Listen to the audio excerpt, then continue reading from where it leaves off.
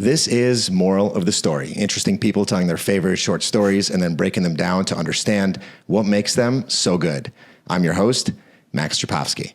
Today's guest is Chef Rick Bayless, the culinary legend responsible for spicing up America's collective palate with his sprawling culinary empire.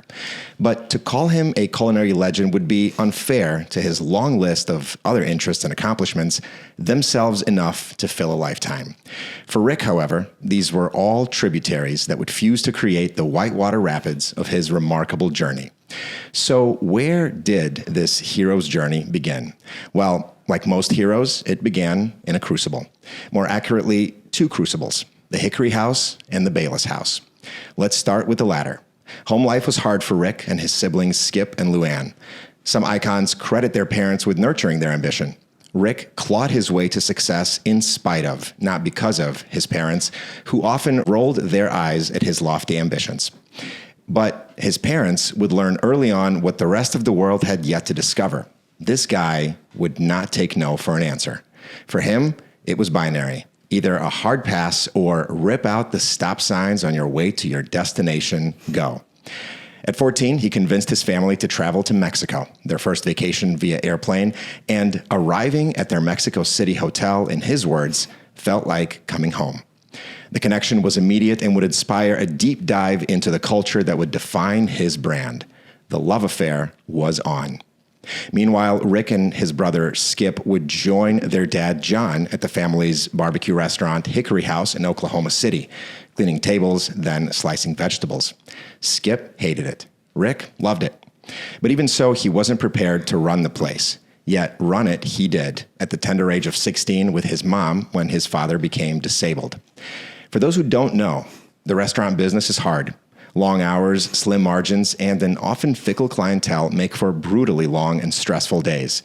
But Rick saw how good food, served well, can be an emotional experience, and he embraced the Hickory House crucible, which would in turn begin to forge his passion for cooking and ignite the flame that burns to this very day. After wrapping up his undergrad at the University of Oklahoma and getting a master's in linguistics from the University of Michigan, where he also met his future wife, Deanne, Rick was in the middle of a PhD in anthropological linguistics when his life took an unexpected turn. So he followed his gut, quite literally, into the culinary world. And so, two tributaries, the love of Mexican culture and the love of cuisine, fused into one. As a rising expert in the world of Mexican cuisine, it wasn't long before Rick found himself hosting the 26-part PBS television series Cooking Mexican. Shot in a studio, the show wasn't immersive enough for Rick's quest for authenticity, however, and he and Deanne decamped for Mexico, spending over 5 years on culinary research that culminated with the 1987 cookbook Authentic Mexican, which took the world by storm. Countless other award-winning cookbooks later, Rick got his dream of a culinary show adequately authentic for his demanding taste, hosting Mexico one plate at a time, which would go on to be nominated for multiple daytime Emmys. But Rick never took his eye off the prize of sweeping people off their feet with authentic cuisine. In 1987, Rick and Deanne opened the 60-seat Frontera Grill in Chicago, following it just 2 years later with Topolobampo, Chicago's first Mexican fine dining restaurant, which would go on to earn and maintain a Michelin star every year from the Guide's 2011 arrival in Chicago. Both restaurants have also won the James Beard Foundation's Outstanding Restaurant Award, an unprecedented accomplishment for side-by-side restaurants. Topolobampo's opening completed another story arc for Rick when, as a young kid, he saved up money to take a bus to a high-end French restaurant just to experience the magic of fine dining. Well, now he was the magician. His magic caught the eye of another ambitious Chicagoan, Barack Obama, and in 2010, Rick was called to D.C. to prepare the state dinner in honor of Mexico's then President Felipe Calderon. A few months later, President Obama had dinner at Topolobampo. Unfortunately for Rick, U.S. Navy chefs had to plate the president's food. Now, these culinary escapades are enough to fill a lifetime, but the man for whom a beach vacation is too relaxing, well, he has a few other, shall we say, pursuits. For anyone who's ever worked the back of the house or has seen a few episodes of The Bear, you know that the restaurant kitchen is not for the faint of heart. But Rick glides through the kitchen with such grace that you might mistake him for a dancer. Well, you would not be wrong. After participating in the first annual Dancing with Chicago Celebrities charity event and winning first place, Rick was hooked, and being the tenacious overachiever he is, has trained at the Arthur Murray Dance Center for years. He's also a yogi who can do the splits. Why mention this? Because learning how to do the splits takes commitment. It took Rick a decade, and his Anusara style of yoga is something he describes as long hold until you want to scream yoga. That sounds about right for the man who's been pulling out stop signs his whole life. And just as the kitchen is a type of symphony, music has also shared Rick's life stage, with classical piano lessons a part of his life for over a decade. But the soul of it all for Rick is the moment when a diner takes a bite of the food that took years of research and dedication, closes her eyes, and is transported to another world. Perhaps to the streets of Mexico City, where young Rick first fell in love with the culture, and perhaps to the small town of Puebla or Oaxaca, where the smells from street stalls permeate the ancient streets. And now, in 2024, Rick can check another goal off his bucket list. On March 21st, Frontera Grill turns 37, matching the iconic 37-year run of his parents' Hickory House. Fittingly, Mayor Johnson is declaring March 21st, 2024, Rick Bayless Day, underscoring the chef's impact not just in the city of Chicago, but the nation's culinary landscape. Now, if the culinary experience is his soul, then Deanne and daughter Lainey are his heart. The former, the family's moral compass, and the latter, the light that shines in a way that Rick never could have imagined as a kid growing up in the Bayless house crucible.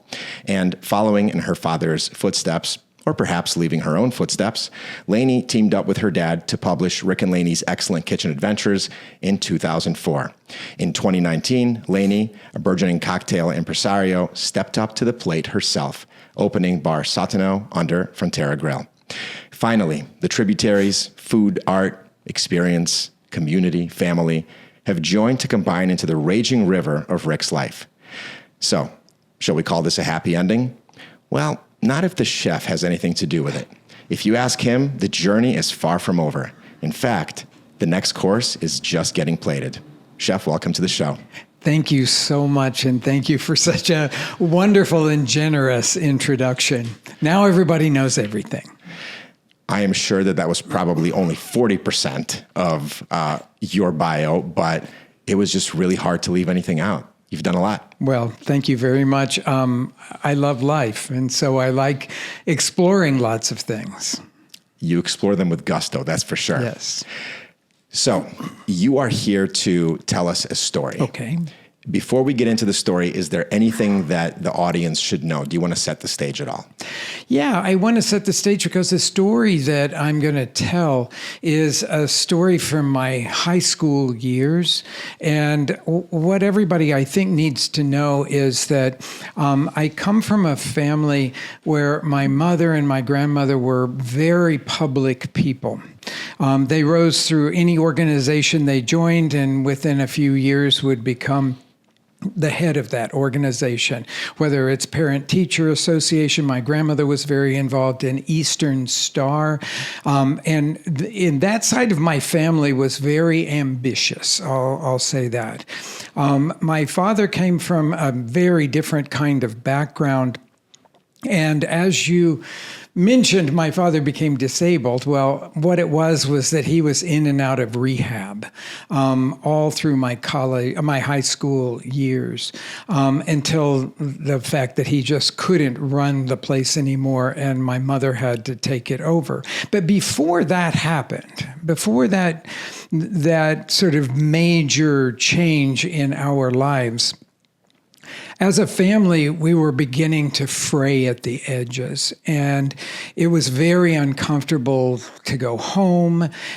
I was the kid in the family that loved the restaurant business. I worked in the restaurant every weekend, sometimes during the week after I'd gotten off of school. I was trying to keep it together. I was trying to keep the family together, mostly through the restaurant, because it was our family's restaurant, a barbecue restaurant in Oklahoma City. And I was the good guy. I was always doing everything just right in this desire to keep everything together. And then I made a turn. And that's the story. I love it. I started looking at this pet shop on my way home from the restaurant. Sometimes I would even go by this pet shop on my way home from school, even though it was way out of the way. But I would go into this pet shop, and this pet shop was known to have all kinds of very unusual pets. They had a whole section of monkeys. And I was looking at this one monkey one day, and I just thought, man, that monkey's got this great personality. And I went back the next day, and I went back the next day. And so it was like every day I was driving past this pet shop, stopping and saying hi to this monkey. And I was working at the restaurant. I was being paid. I had money in my pocket. And one day I walked into the pet shop and said, I want to buy that monkey. Now, one thing that everybody has to understand is that a monkey is not a casual pet. And I hadn't really thought through that part of it very much. But here's this young man who's sort of very upstanding, doing everything right, that walks into a pet shop and buys a monkey. And the fellow, as he's checking me out, says, you know, there's no returns, right? And something clicked in me, and I said, that's fine. And I put the monkey in my car, and I'm 16 years old, okay? I have my first car that I've bought with my own money, which is a Triumph Spitfire that is really close to destined for some trash heap someplace. It barely runs. A two-seater, with a convertible top. I have no idea how I ended up with this car, because it was also not like me at all to do something that was that sporty, because I was the upstanding young man. So here I am in this broken down sports car with a monkey in there, and I drive to my house, and we had this cage that we had for a pet rabbit, and it's in the garage, and I'm thinking, I'm going to use this for my monkey. I've got it all planned out. I walk into the kitchen, everybody's at the dinner table, and I say, I have to tell you something. I've just bought a monkey. Well, as you can imagine, that the family's fraying anyway, and putting a monkey in the mix was not necessarily going to make it any better.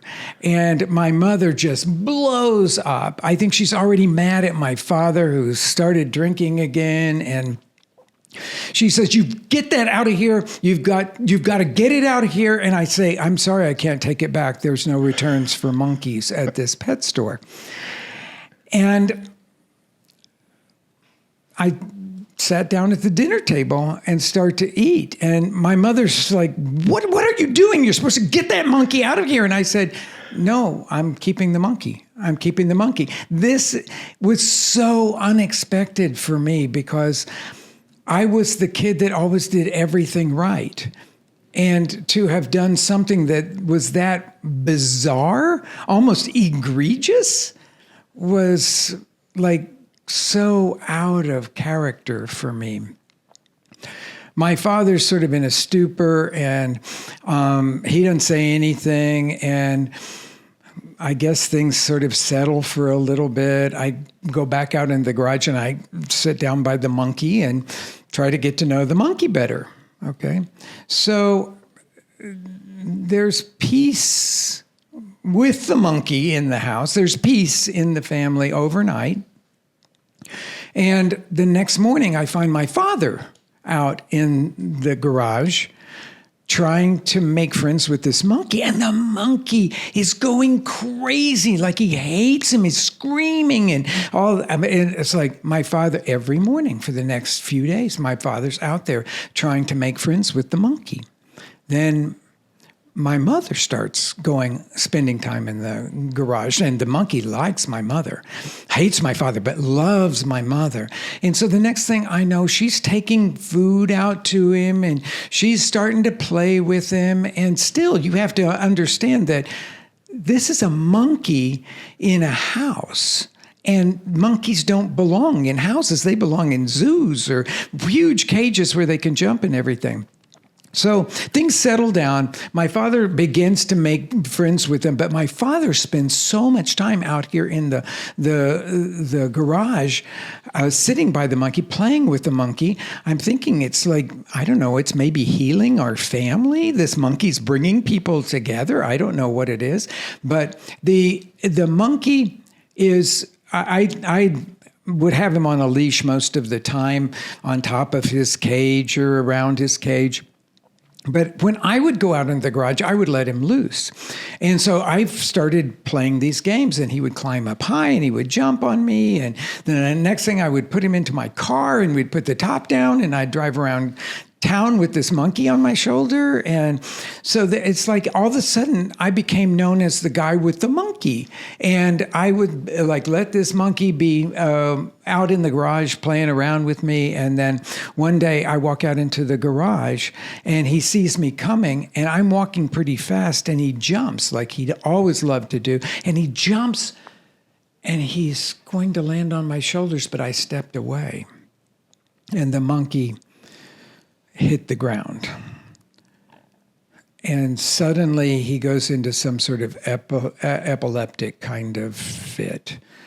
And I'm like, oh my God, what's going to happen here now? What is it? So then he recovers, and I think it's okay, except that the next day he has another epileptic fit. Well, trying to find a vet for a monkey?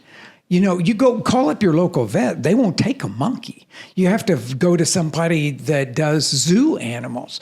So I had to investigate and find the person in Oklahoma City that dealt with zoo animals. And I took the monkey out there, and he goes, no, he's got epilepsy. And they gave him some medication or stuff, but he was much more involved in that kind of thing regularly every few days, going into epileptic fits. And probably most people don't know this, but monkeys have very sharp teeth. And the first thing you have to do when you go into an epileptic fit is to pry their mouth open, pull their tongue out so that they don't suffocate themselves with their own tongue. So what I thought was going to be bringing our family together suddenly became a sort of crisis in the family. And then one day I came home, and the monkey had gotten out, figured out a way to take his leash off and gotten into the house, okay? So again, I will tell you, monkeys are not like home pets. And so he had gone through the kitchen, pulling everything out of the cupboards, eating sugar. I found him when I got home. He was sitting in the living room, unwrapping pieces of candy that were in a candy dish there, one after another, eating them all and throwing the wrappers on the floor. So this sight makes me first think about, oh my God, he has eaten nothing but sugar for the last 4 or 5 hours here. He's wrecked the kitchen. He's done all these crazy things. And so I'm beginning to get very worried about this, because not only is our family fraying from my father's behavior, but now it's fraying from my behavior. So my impulsive desire to do something completely unexpected and bring a monkey into our house was actually contributing to its demise, my family's demise. So this goes on for a little while further. My mother becomes super attached to the monkey, which surprised me to no end. My father's still trying to make peace with the monkey. I'm loving the monkey, but realizing that I have no ability to take care of the monkey. And I'm trying to figure out what I'm going to do. Because I talked to the people at the zoo, could he go out to the zoo? And they said no, they wouldn't bring him out there because he was domesticated some, and he would probably just be devoured by the monkeys that were really wild monkeys that were in the zoo. And so I'm getting really, really perplexed about it and trying to figure out what to do. Still driving around in my little sports car in the afternoons with the monkey on my shoulder, and the craziness of this. And so my father, in an attempt to placate my father, I tell him I'm going to take him 2-hour drive to see his mother. Maybe that would help him. Maybe that would make him see the error of his ways and things would go. So I decide that I'm going to take the monkey and my father on this 2-hour ride to Okmulgee. And I guess I didn't plan very well. This whole thing shows I wasn't planning anything. But I get in the car with this monkey and my father, and realizing about 5 minutes into it, that monkey really doesn't like my father. He still doesn't like my father. And I think maybe said they've made up or something along this road. And so I start driving, and my father starts talking to the monkey, and the monkey gets really agitated and starts peeing on me. And so I've got pee running down my back, and we've got a long way to go. And when we got to my grandmother's house in Okmulgee, I had to change clothes and see if I could find something there that I could put on and all of this stuff. And by the time we had what was a fruitless journey, basically, up there and gotten all the way back to home, again, I was drenched with monkey pee, dropped my father off where he was staying at that time, and got home probably the most exhausted of my life, got my monkey put away in his cage, only to come back the next day to discover that that monkey had had an epileptic seizure, fallen off of the top of his cage, broken his neck, and no longer was my pet. It was a really hard lesson to learn. I'm still not quite sure why I did it, other than the fact that I had been so boxed into doing all the right things for so long that I wanted to do something just outlandish, only to find that it came back to haunt me because it was probably the hardest 6 months of my life, not only watching my family fray and eventually dissolve, but also learning that I had committed to something that was not sustainable for me and that was just causing me more and more struggles as I went along. When I buried that monkey, I was both sad and incredibly relieved that I didn't have to try to figure out a different ending to that story, that the ending had been actually given to me. What a story. It's kind of crazy. Thank you for sharing that. Yeah. You're really hard on yourself.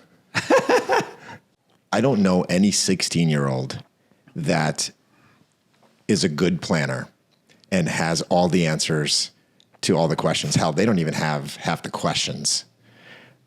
But it's interesting when you walked into the pet store and you're like, I'm going to buy this monkey. And then you thought that the cage in the garage would be just fine. And you thought that the monkey would be fine to survive there. It almost makes me think, though, that perhaps that's the way it's supposed to be, is we're not supposed to have the answers and we're supposed to make all these mistakes because that's how we learn our lessons. Yeah, yeah. Do you think that it was an act of rebellion for you to buy that monkey? Like, have you thought about that? A lot. I was never a rebellious kid, ever. That is really my only act of rebellion growing up. Like I said, I was always the one that was doing all the right things and supporting the family. At 16, when my father finally couldn't work anymore, I took over the whole catering division of our restaurant, and I did that all through the rest of high school and all through college. I ran that division. It was great for me because catering is sort of on and off. And so and usually it's at nighttime when people want to have parties or on weekends. And so I was able to run that whole thing.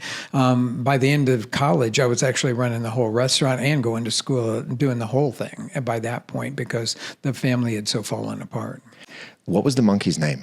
Punky. I know it's a really, really silly, boring name, but we called him Punky. Punky. I feel like the story would be incomplete without Punky's name. Yes, I have a picture if you want to see him. I would love, and yes. in fact, we'll put that picture in the show notes. Okay. Of Punky the monkey. This is like an old photo here that's yellowing, and it's just him lying beside me. There's another one that I can get you as well.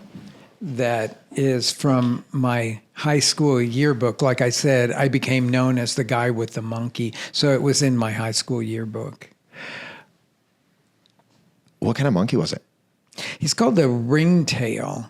And that's because they have a prehensile tail, which was the reason that he could sit on my shoulder when I would be driving around town in my little sports car convertible, and he wrapped his tail, which was very long, around my neck, and he held on with his tail.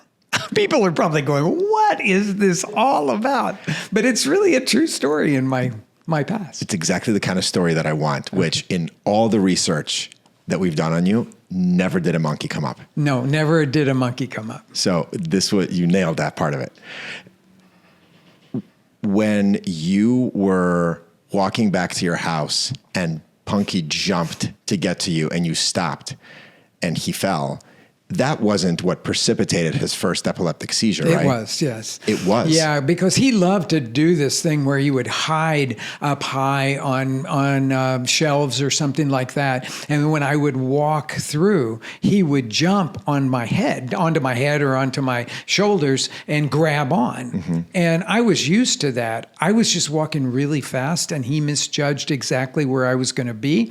And so I kept walking and he came down, and that's what started the epileptic fits, because he hit his head really hard on the cement pavement. Okay. I'm sure you've thought about this a lot. What lessons did the Punky episode in your life teach you? And maybe which of those lessons have you then taken into your career as a chef? I would say number one, I learned how to deal with the consequences of choice and getting through it, because I made that choice. And so I had to deal with having that monkey. After I had committed to it, I had to take care of him. I had to figure out how he was going to be taken care of in our house, which was like almost impossible to do. And I just kept working on it. And as I said at the end of the story, I was when I buried him, that I was both sad and relieved. Sad because I loved him. He was really a fun pet, but relieved because I knew it wasn't right to have him in our home. Did you have a ceremony for him with your parents? No, I just did it by myself. And what did your parents, what was their, sort of reaction when they learned that he had passed away? I remember nothing. At that point, everybody was kind of on their own in our house. And so I think I told them, but that was it. And I think I remember my mother being saddened by it, because she had sort of gotten used to him being there, and she would play with him some and all. I was the only one that was really super physical with him, because he loved to be physical. And so he crawled all over me and jumped on me, like I said, and that sort of thing. And I loved the physicality of it, because our family was not a physical family. When I went to graduate school, it was the first time that I knew anybody ever hugged anyone. And so it was not a very physical family, and I loved the physicality of being with that monkey. And so I really missed that after a while, but at the same time knew it wasn't right to be having that monkey in my house. Yeah. I can see how you would also be relieved, because the decision was kind of taken out of your hands. It was. And I wasn't sure where I was going to go with it. But again, I learned the lesson that when you make your decisions, you have to live with the consequences. And I had made that decision and was living with the consequences of having this monkey. Correct. And the interesting thing is that all parents at some point have to teach their kids about the consequences of their actions Yes. and the fact that you made your bed, you live in it. But nothing quite does that like a massive decision that impacts your entire family. Exactly. And it did. Did your dad ever, was he mad that he never quite got along with Punky? I think he was sad. I think he wanted to make that, and they got to where they could tolerate being in the same room. But when I put them together in that little tiny car, man, that monkey was not at all happy with it. And I had to live with the consequences of that as well. I mean, I can imagine arriving at your destination, at your grandmother's house. You must have been a sight for sore eyes. Oh, I was a mess is what I was. I mean, your hair was probably crazy, covered in monkey urine, Yes. with your dad probably frazzled, the monkey Yes. probably wanting to be anywhere but that tiny Anywhere car. but that, yes. Yeah. And I had to, and my grandmother wouldn't let the monkey in her house. And so I had to just shut the monkey up in the car while we went in for a couple hour visit or something like that. And then we headed back and I had to go through the whole thing again. Punky must have been like, that's the worst day of my life. Yes, I'm sure of that. It was definitely up there as one of the worst days of my life as well. I believe it.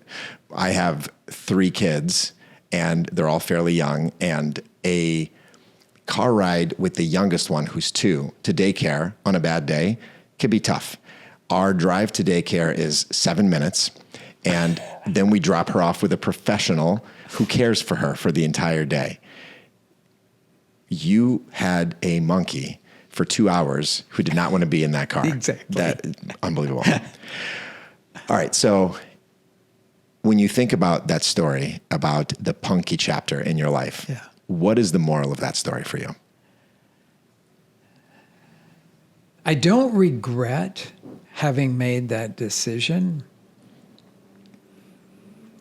I guess the moral of the story for me is no matter what decision you make, it can be transformative. Even if it's the wrong decision or a bad decision, it's something that you sort of regret having done, you can learn something from it. And if you don't try to run from the decision that you made or try to abort things in some unhelpful way, then I think you can learn lots of things. And I learned tenacity through that, because there were days when I didn't want to have to deal with the fact that I owned a monkey and I had to take care of that monkey and I had to give that monkey plenty of time to run around and all that sort of stuff. I just wanted to go be with friends or something like that. And but I couldn't. I had to go back and take care of the monkey. And I guess there was partly that aspect of having made that decision, that it was exerting some independence from the family, which I felt like I needed at the time. The saying that I'm old enough to make my own decisions now. They may not be great decisions, but I'm going to make my own decisions. And that, I think, is a good lesson too. But I would say the moral for me is that you can learn stuff from every decision that you make, whether it's a good one or a bad one. Well, I think you have to embrace the decision because it makes you, it's one of the many decisions that make you who you are. Yes. So I'm reading this book called 4,000 Weeks. It's a really fantastic book about, it's time management for mortals. And basically the takeaway is you'll never have enough time to do everything. So stop being so hard on yourself. And there's a chapter about this guy who is from the US, but he wanted to become a monk. So he went to this monastery, knocked on the door. They didn't let him in. He kept trying. And finally they started letting him do some menial tasks around the monastery. And then he finally got the chance to take the course that allows you to become a monk. And one of the first things they had him do was take a bucket of ice cold water in the winter in mountains in Japan and pour it on his head. and he had to be naked for this. And he was like, this is ridiculous. Like and it's so cold that the water freezes when it hits the floor. So you're slipping around on the ice as you're trying to pour this water over your head. Like, he's like, why am I doing this? And as he would do this every single time, he would try to think about being somewhere else, because the last place he wanted to be is in that little hut pouring water on his head. Yeah. And it took him months to realize that the more you try to run away from an experience, the more it beats you over the head. Sure. And prevents you from running away from it. Yeah. And so he took the opposite approach. He said, you know what? I'm going to lean into the fact that there's cold water running all over my body. And that actually made it less bad. It made it more bearable for him. Yeah.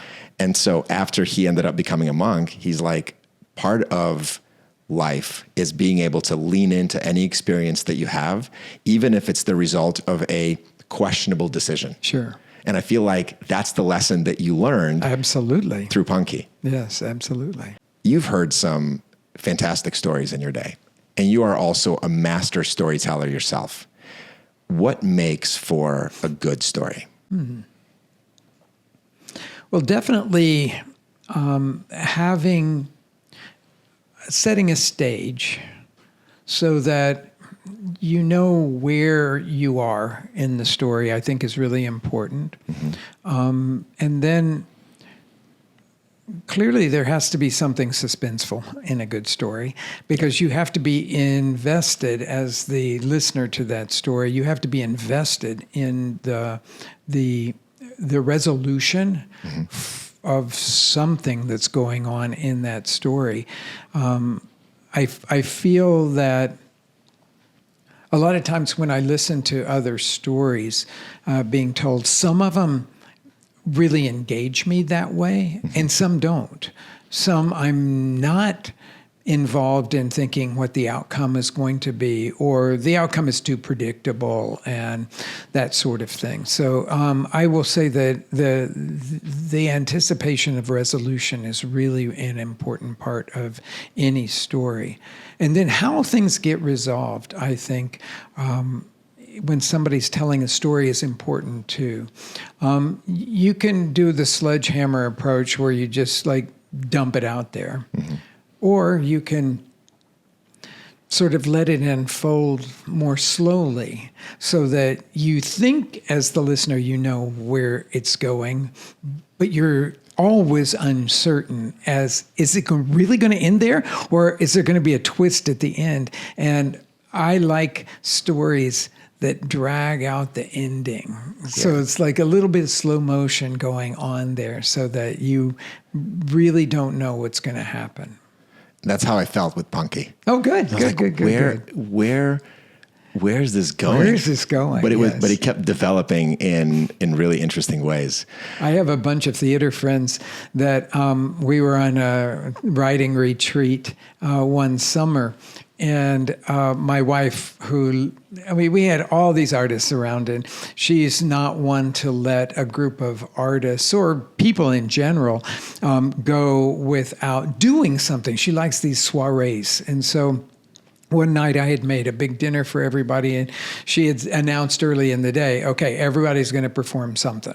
Okay, and so you can read a poem, you can tell a story, you can do whatever you want, and there's a lot of writers and artists in this group, and so and actors as well, and so everybody planned what they were going to do, and I decided to tell the story of Punky. That was what was going to be my thing, and since it's not a story that I tell very easily, nobody knew if I was making it up, if it was a piece that I had written, that it was just a story I was telling, if it was true. And I told the whole story in slow motion, basically to keep them all really engaged and guessing whether this was a true story or not. And at the end of that, people were always like, no, or what? Tell us, did you just make that up? Is this something you've written? Does this really happen to you? Yeah. Because nobody could believe that it really happened to me. So they assumed that it was a piece that I had written for something else. But it was really fun to get their reaction to it at that point, because I told it in the style that I was just describing. And I think that part of what makes it so good is you have a story arc in that story, and Punky has a story arc in that story. Punky has this, yes. A distinctly separate, but also like equally contributory story arc. Yeah. Which makes you kind of root for Punky. Yes. But also root for you. Yeah. So then what makes for a good storyteller? That I'm not sure of. Let's see. Almost always, I would say a glimmer in the eye, meaning that the storyteller is letting you know that he or she is going to take you someplace. And this is going to be a fun journey, and we're going to go on it together. Yeah. And so I like that kind of storyteller. A lot of times when I'm listening to somebody tell stories, I can tell whether they're doing it in a rote way, or whether they're actually enjoying telling this story. Yeah. And that's the first thing that comes to my mind. For sure. And you can tell immediately if somebody has a glimmer in their eye or not. Yes, exactly. You can hear it in their voice. You don't have to see sure. their face. For sure. Appropriate for the podcast medium. Yes, if somebody's absolutely. just listening to it. So my very first job was in a French restaurant, and I washed dishes. And the proprietor of the restaurant, his name was Franck. If you call him Frank, he'd smack you. It had to be Franck. Franck, yeah. Franck. The kitchen was a U-shaped kitchen, and I was on one side, and then Dave, the prep cook, was behind me, and Franck was on the other side cooking, right? And one time I remember he said, "Max, come here." And I literally just turned around and ran to the part of the U from which you could see both sides of the U, just in time to see a hot pan flying at me. I didn't have enough time to grab my towel, so I just grabbed the pan, and I heard the sizzle of my fingers on the hot pan. So I immediately threw it into the sink from where I was standing, and it made it into the sink. Yeah. But I remember one of the lessons I learned as a result of that story was obviously always have your towel ready, but also tenacity, right? Yeah. I could have quit right then because I had blisters on my hands and it was just an awful night. Tenacity, I feel like, is one of those things that a restaurateur, anybody in hospitality really, but a restaurateur really has to have in spades. So when you open Frontera Grill, the first people that walked in were a four-top that sat down, opened their menu, closed their menu, and then the guy came up to you and he said, "You're going to be out of business in 6 months." That's a hell of a message to get from your very first clients that walk into your restaurant. It was devastating. He said, "This isn't Mexican food. We don't recognize anything on the menu." And we were doing the food of Mexico, not Mexican-American food. So we didn't have burritos or nachos or anything that he expected to see on the menu. And he said he predicted that we would be out of business in 6 months. I'm happy to say that here 37 years later, he wasn't right, but I love telling that story because especially to young cooks and front of the house people that dream of having their own restaurant, that you're not going to hit it out of the park from day one with all of your guests. And it takes time to develop your own clientele, to get your own stride, because you open the doors, you don't know what you're doing. You're just throwing a whole bunch of stuff against the wall and seeing if it's going to stick. And especially if you're new to this whole thing and you haven't had a restaurant before, which is the case for my wife and me. But we had a lot of tenacity. We supported one another through that. When she would feel down, I would be the one that was boosting her up and vice versa. I will tell you that my wife is one of the most long-suffering people I have ever met in my life. She can get through anything. And I think without her, I probably would have not gotten through all of the trials and tribulations that we had to face. Behind every crazy man is a pillar of a woman. Pillar of a woman, I can say that. Without whom none of the craziness would be possible. Absolutely. You obviously tell stories through your food. Yes. Your canvas, in that case, happens to be a 8, 10, 12-inch diameter ceramic canvas. Right. How do you see yourself as a storyteller when it comes to that particular medium? It's a very interesting thing because flavors tell very clear stories. So you have to have clear flavors on the plate.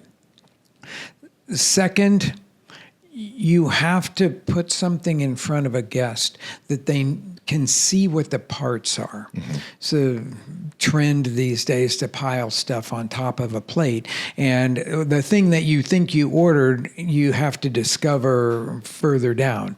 I think that's bad storytelling. Yes, if you're the diner that likes to discover everything as you're eating through, then you might like that style. But most of our guests want to sort of see what it is that they're getting. Mm-hmm. And you want to tell them that story pretty quickly once they get into something. We also, so flavor and visuals, two very clear things. But that flavor can tell you a story that you may never have heard before, because we're doing a lot of food from small villages in Oaxaca, say, okay? So once we put that flavor in front of you, this may be a new experience for you, but we have to help you get into that. Yeah. So we're always thinking about, how do we set the stage? You know, because if you don't know what the stage is, you may taste that flavor and say, whoa, this is nothing I've had before. I don't know whether I like it or not. But if we give you enough touchstones and set the stage well, mm-hmm. then I can get you into that other flavor. So a good example would be huitlacoche. Okay, so huitlacoche is this mushroom, I'm going to say that in quotes, that grows on an ear of corn, in an ear of corn. It actually, the mushroom grows inside of the kernel of corn, making it balloon up and look like it has elephantitis or something like that. And it's highly prized in Mexico, an absolute scourge in the United States. Here we call it corn smut and think of it as a blight. In Mexico, they call it huitlacoche, which translates, interestingly enough, as excrement of the gods. So it's both good and bad. I don't know. But anyway, it's very expensive and highly priced in Mexico. So if I want to introduce you to that and you've never had huitlacoche before, I'm probably going to put it inside of something else that's you're going to feel really good about. Mm-hmm. So you recognize something that makes sense to you, you start eating it, and then you discover this new flavor, this new texture that you haven't had before, but your already set mindset is a positive one. And so you're going to hopefully love what that discovery is, because I haven't slapped you in the face with it. If I were to serve you a taco with huitlacoche, which you can easily get in Mexico City, it would just be a tortilla with the huitlacoche on top of it. You might say, I'm not sure I really want to have that. But if I set the stage right, I think you're going to like it. I love that, because you are taking them on a journey that introduces them to the huitlacoche sort of gradually, maybe incrementally. Yes, exactly what we say. Yes. And we talk a lot about the story we tell with every plate. When you are, when you come to our staff as a sous chef, and usually that means you've worked here as a line cook for a long time, and then we have given you this new responsibility of sous chef. And once you hit sous chef, you have to start creating dishes. Mm-hmm. And you have to create the appropriate dish for the restaurant that you're in. It has to fit beautifully in that menu. And the first thing, when you put the new dish that you're proposing for the menu in front of me, the first thing I'm going to ask you is, tell me the story of that dish. Love that. And you have to be able to articulate all of that. And you have to tell what you want the diner to experience in this, where it's going to take them. Because you would talk about narrative arc. There's a narrative arc on every plate. We just don't use those words very often when we're talking about food, but it's there, especially, I mean, maybe not at McDonald's when you're eating there. It's a very short narrative arc. But if you're in a restaurant that has a chef that is creating food for you, there's a narrative arc on every plate. Totally. Now, with a dish like that, a lot of planning has to go into it because you also have to plan the journey from the diner's perspective. Yes. You sort of have to put yourself in their shoes. But there are also times when, like with you, for example, when you're picking the produce out of your garden, you might be walking through it thinking, I think I'm going to do this. I think I'm going to do this. And it could be a little bit more spontaneous. And I think there maybe are times when you're a little bit more spontaneous with your meal prep. I ask, and the question that I'm going to ask, because so I'm usually the cook at our house. Mm-hmm. And in order to be able to prep the meals throughout the week, we'll go through a planning process on the weekend where I have to figure out what the recipe is, get all the ingredients in line. Mm-hmm. My wife, however, can go to Trader Joe's, walk through the aisles, and in 45 minutes, pick up this and that and this and that, and then she'll be ready with the ingredients for the meals that I can make for that week. So there is the intense planning versus complete spontaneity. Right. What's the relationship between those two approaches for you? It's a really good question. When I'm cooking at home, I'm very spontaneous. When I am cooking at the restaurant, I am very thoughtful. And lots of planning goes into it. For a dish to, say, get on the menu in Topolobampo, it has been made for a group of people 4, 5, sometimes 6 times before it's finalized and gotten on the menu. There's no spontaneity to that by the time it gets on the menu. It's very carefully thought out. In those terms of what's the story that we're telling, when I'm cooking spontaneously, my story is really, isn't this exciting? That's my story. It's like, taste this. It's really fun. Or I found this at the farmer's market and I made it into this. And, it's not all that good, but it's fun. So just enjoy this moment. Yeah. And so that's my story when I'm cooking that way. But I like to cook both ways, and I'm very happy to do that. When I go with this writer's retreat that I was mentioning before, I cook a fair amount of very spontaneous stuff for the group, and I have a lot of people helping me with it. And I may change my course right in the middle of prep for the dinner. I might say, I don't think that's going to come out very good. Let's do it this with it. And so we change, and they all have fun with that because I am telling this story of that moment. Yeah. And you will never forget that moment, but you have to sort of be involved in it.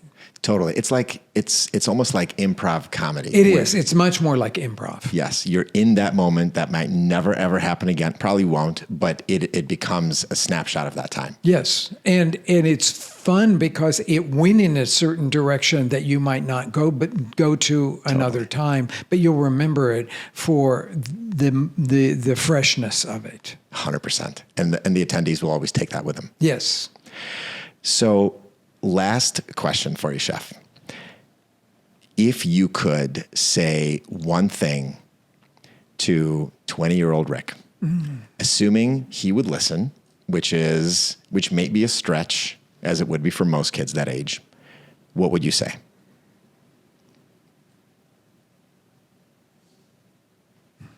That's a really hard question for me to answer because I can very quickly get lost in all kinds of things. So I'm just going to go with gut on this.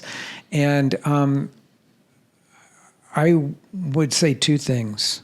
I would tell 20-year-old Rick that he has everything that he needs to explore the world and be successful. and that it's going to be hard, and he needs to just take the tenacity that he's already developed and hold on to that through his whole life. That's a great message. It's a hard one because I probably still tell myself those two things. I will say that life is never easy. If you expect it to be easy or are looking for it to be easy, you're probably not doing very much. But if you're really going to contribute to the world, then it's going to be hard. It's never going to be easy. And that you're never fully prepared for anything. And I'm always second guessing myself and say, but I don't have that expertise or whatever, and I have to go and do this thing. And the truth of the matter is, you have what it takes. You just have to dig deep and trust yourself. And a lot of it is confidence. And you read my bio, and it sounds like I knew how to do everything. I didn't know how to do anything. I just said yes to things. Mm-hmm. And my wife always laughs because there's times when she has put on a bulletin board above her desk, just say no, because I'm the guy that says yes to everything. And it's like, let's do that project. That seems right. But I don't have any background in that. Mm-hmm. We'll figure it out as we're going along. And I'm that kind of guy. But then I get in the middle of it and I go, oh, no, I don't know what I'm doing here. So I would tell 20-year-old Rick, you got this. You really do have what it takes to do all this stuff. You just have to believe in yourself, trust yourself, and just have the tenacity to get through the hard parts. That's right. Trust yourself. Or in culinary terms, a saying I've heard before is bite off more than you can chew, mm-hmm. and then chew it. And then chew it. And I think that's exactly what I've done for most of my life. I never got a chance to go to culinary school, but now I teach at the best culinary school in the country, the Culinary Institute of America. I do guest chef presentations there. And I always felt like that I didn't have what it takes, and yet I've read all those textbooks. I've spent my time in the kitchen perfecting all those techniques. And somebody's always going to be able to do something you can't do. But it's not that you can't do it. It's that you haven't learned to do it yet. And that's so the time I taught my first class for the Culinary Institute of America, I thought they were going to run me out of that place on a rail because I didn't have the right credentials or whatever. And instead, they welcomed me with open arms and said, you have so much here to teach our students. And that was a big lesson for me. And I'm sure it felt good to hear that. It did feel good. And it took me a few times of going there to teach before I felt the full confidence that I actually do have what it takes to teach in this environment. But I schooled myself. And I think that lots of people think that they have to have some sort of formal training to do lots of things in this world. And the truth of the matter is, lots of things you can figure out on your own, and just ask questions and practice and do it on your own, and you can do it. That's right. You just have to want it bad enough. Yeah. Well, that does it. Chef Rick Bayless, culinary legend. Thank you so much for being on the show. It's been my pleasure, Max. I really appreciate all of your very thoughtful questions. This has been one of the most enjoyable interviews I've ever done. Wow. Thank you so much. That is a huge compliment. I really appreciate that. For show notes and more, head over to mosspod.org. Find us on Apple Podcasts, Spotify, wherever you get your podcast on. This was Moral of the Story. I'm Max Strapowski. Thank you for listening. Talk to you next time.